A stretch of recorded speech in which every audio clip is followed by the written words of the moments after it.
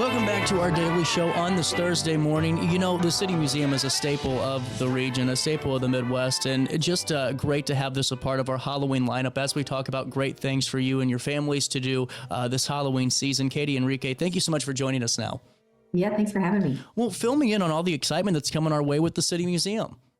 Yeah, we have been running this Fright at the Museum event now for 4 years. So we're excited to be in the full Halloween event season with all of our really great attractions here in the St. Louis metro area. And our event runs from October 1st through October 26th, and it's largely on the weekends, but it focuses more on that kind of oddities and curiosity side of Halloween versus kind of like the jump scare, gore, and screaming and running and chainsaws. So we're a little bit more of that younger family demo. Well, and see, that to me is perfect because I'm going to be honest with you, Kate. If someone starts running at me with the chain, I get like flashbacks to when I was 7 and that happened to me at a haunted maze, and like I'm over it. So on this side of things, you're right. Great for families, and also, I mean, no better fit than you all to showcase that too. Yeah, so our event, it really takes place anytime that the museum is open. So we've got big curtains on our windows so we can kind of darken out the space a little bit. And so if you have evening time plans at a different sort of Halloween festival that's outside or, whatnot, and you need nighttime hours, ours is meant to really function pretty well from day all the way into the evening. So you can visit City Museum at 10 o'clock in the morning, you can visit it 6 o'clock, 7, 8 o'clock at night, and it's all going to be decked out with the Halloween decor here for Fright at the Museum. Well, and I'm sure whenever we're working with the City Museum, it's a little bit more complicated and intricate than working with our own homes when it comes to laying all this out. Take me through the team that's responsible for putting something like this together. Yeah, it's our on-site crew here. So they do a really great job of, as you said, kind of taking this old shoe warehouse that's now housing City Museum and now trying to create into a Halloween experience. And we have basically transformed each level to have different decor. And our third floor is probably the most decorated and has the most activity. We have live shows in there featuring, fire performer, and then also somebody that does like sideshow acts. So again, the entertainment is intended to be a little bit curious, a little bit odd, and then you can go and do a live seance here. You can go up onto the 4th floor and have a not so spooky storytelling witch experience, sort of for those younger guests.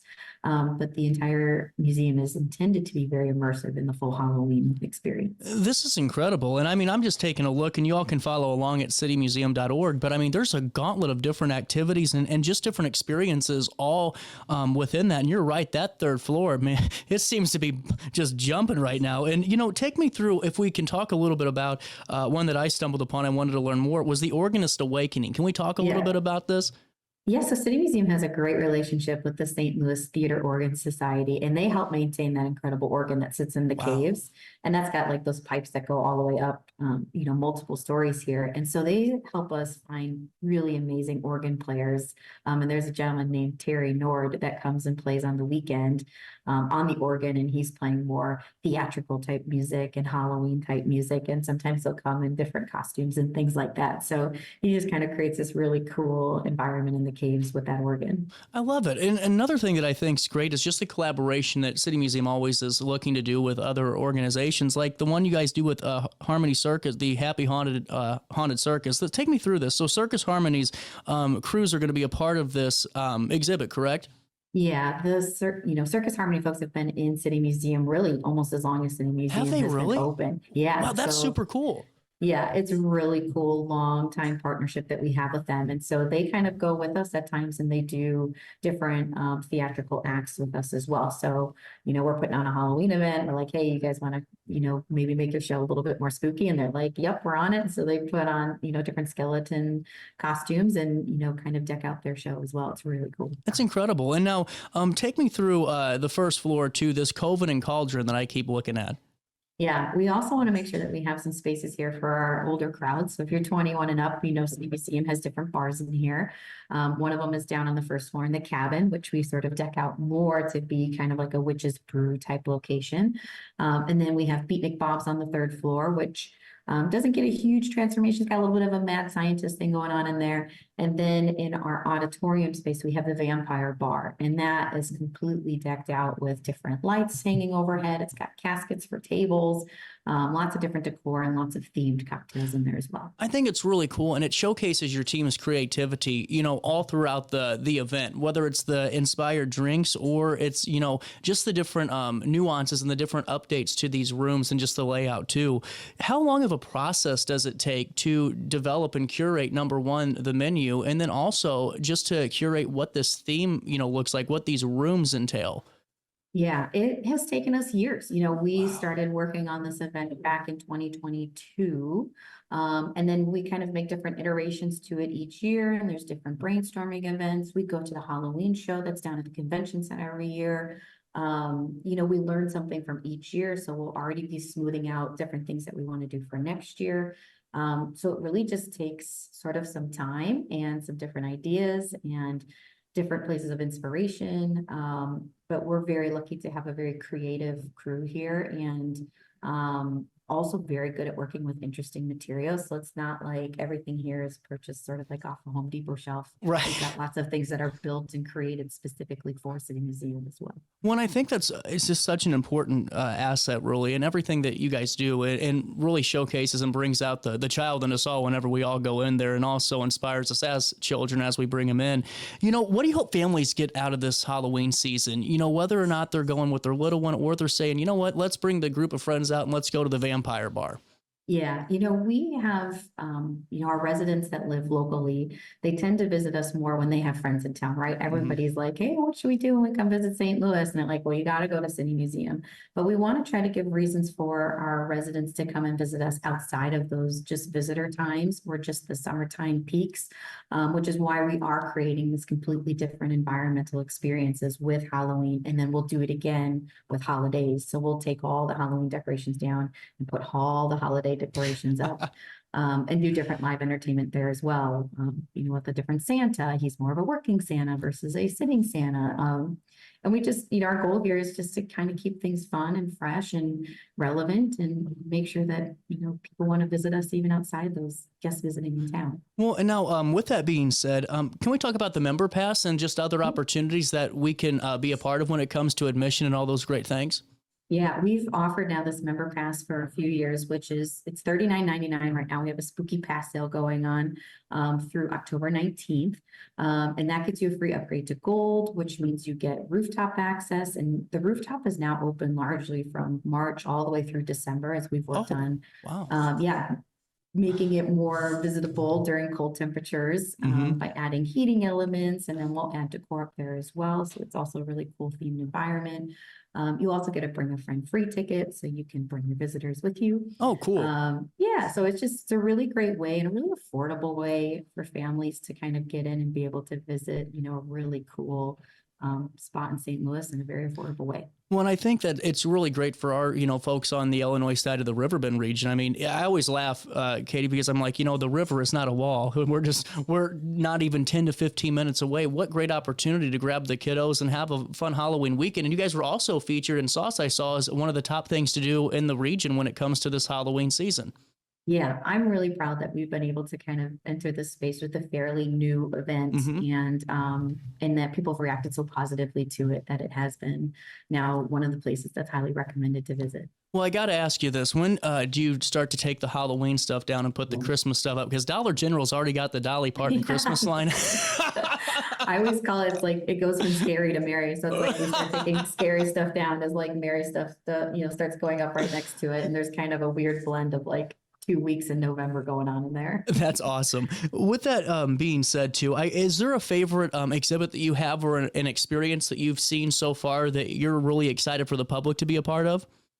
Yeah, I mean, our auditorium show really is so fun and cool. We've built a huge stage on the third floor specifically for the show. So it's got a really cool sort of like 1904 World's Fair backdrop to it. And then you've got this performer, Sally Marble, that does these really cool things with fire, which, you're inside a building. So fire inside a building always feels a little bit more on the living on the edge side. And then Reggie, who's our sideshow performer, she does these really incredible acts with sword swallowing. Oh, no. And then, nail in her nose, that kind of stuff. Like, so there's a perfect amount of oohs, ahs, and, kind of watching through the fingers a little bit, but again, the shows are very much intended to be family friendly, and I've watched them multiple times, and if I can get through it, so can your children most likely.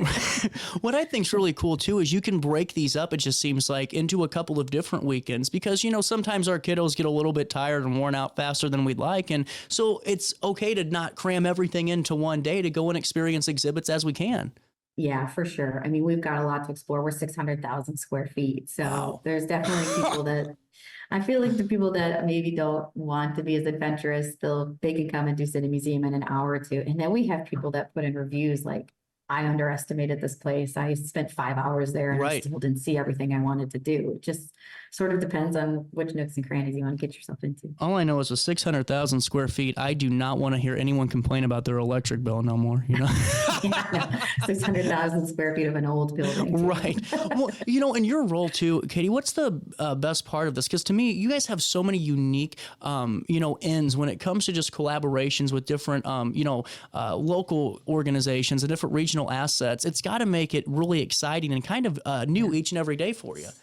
Yeah, we do over 100 events here at City Wow. Museum every year between things that we put on and events that we help others host.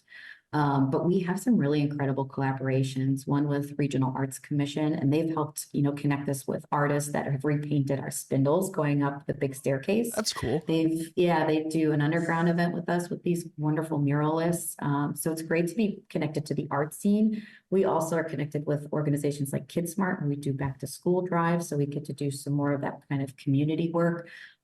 It's just really nice to be able to represent multiple facets that we can explore in the community. So we love our community partnerships that we do here. 100%. And now what's the best way for folks to get more information, not only on, you know, Fright Night at the museum, but also just overall City Museum news and collaboration? Because there's so much fun and creativity that all of our families can, you know, really just do more and more of and just bring everybody together. Yeah, citymuseum.org, our website has the most information on there. I also highly encourage just checking out our dates and times of operation before visiting, as we're kind of now in those Wednesday through Sunday weekend style operations versus daily like we are in the summer. So make sure you're checking the days for hours of operation. And then our events are listed on our event page. And then if you're ever interested in collaborating with us or partnering with us, honestly, DMing us through our social media is probably the fastest way to connect. This is awesome. And, you know, I just got to ask, because this is year 4, correct? Yeah. What's year 5 going to look like? Because you guys always go bigger and better each and every year. Do you already have the roadmap planned? Yeah, so year 5 is probably as we continue to grow in this experience, we want to build more ourselves. So instead of going and purchasing things from vendors, we now want to be in that space where we are creating a lot of our own very unique attractions as well. So like our crew team made these 2 incredible, huge metal skulls that they were able to create on their own. And those are now in the museum. And those are the things that we want to continue to add in, like how do we build now instead of purchase? Well, and I love that too, because it just adds what the city, that personal touch to it, you know, and you know what, I think it's just cool just to think about the generation and generation, the kids that could stop in and go, oh, you know, dad or grandpa or grandma or whoever made them, you know, they contributed to that. And I think that's always been really cool too. Yeah, we see that tag like on our social media whenever we feature like a specific item. We see people like, hey, my dad used to work there, my uncle worked there. Yeah.